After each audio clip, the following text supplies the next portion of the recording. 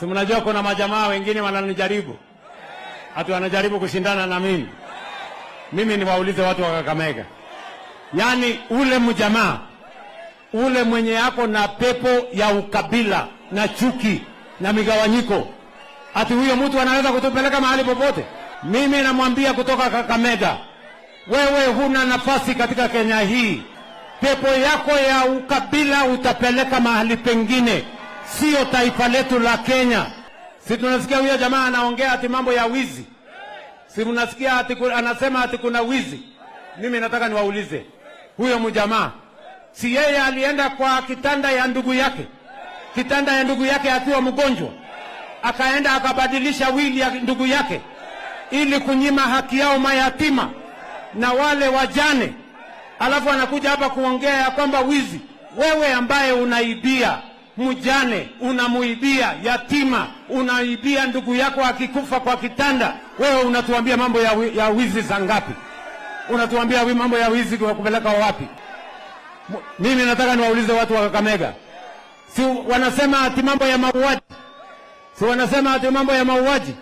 Mimi nataka niulize huyo jamaa, wewe mungwana, jua wewe, mimi najua maneno. Wewe umeenda ukatia mimba watoto wawili watoto rika ya watoto wako, alafu hao watoto ukawaua, alafu unatuambia mambo ya mauaji. Muuaji ni nani? Ni huyo mshenzi? Si huyo mshenzi? Ni huyo mkabila ama si huyo mkabila? Akwende asikwende? Akwende asikwende? Aende asiende? Mtu muuaji. And I want to say without fear of any contradiction, don't tell us about theft. You are a cold-blooded thief, one who caused to manipulate the will of his brother to disinherit his children and widows, and you want to tell us about theft. A man who steals from the dead, a man who steals from widows. You want to tell us you are going to lead. You are going to lead nothing. You are going to lead nowhere. You are going to lead no community. You are going to lead no nation. Ni kweli ama si kweli, my friend? Tuko pamoja? Some character who goes impregnates small girls, the age of his children, and then he kills them, and then he wants to talk to us about matters killing. You who kill small children, after impregnating them, you want to tell us about killing. Shame on you. Shame on you. Shame on you. Huyo mtu apotee asipotee. Alafu anashinda akizunguka ati kwa makanisa, anazunguka ati kwa maduka, anazunguka ati kwa mazishi, ati anatuongelesha. Wewe muuaji unatuongelesha nini? Wewe mwizi ya kuibia watu wamekufa unatueleza nini? Jana, wacha niwaulize. Jana nilisikia wale majamaa ati wanasema, si unaona Ruto? Unaona bila amekonda? Sasa mimi ni mtu niko na akili. Najua wakati wa kupunguza. Wale majamaa waende wajiangalie kwa kioo. Tumbo karibu inararua shati. Kichwa karibu inapasuka. Punguza chakula.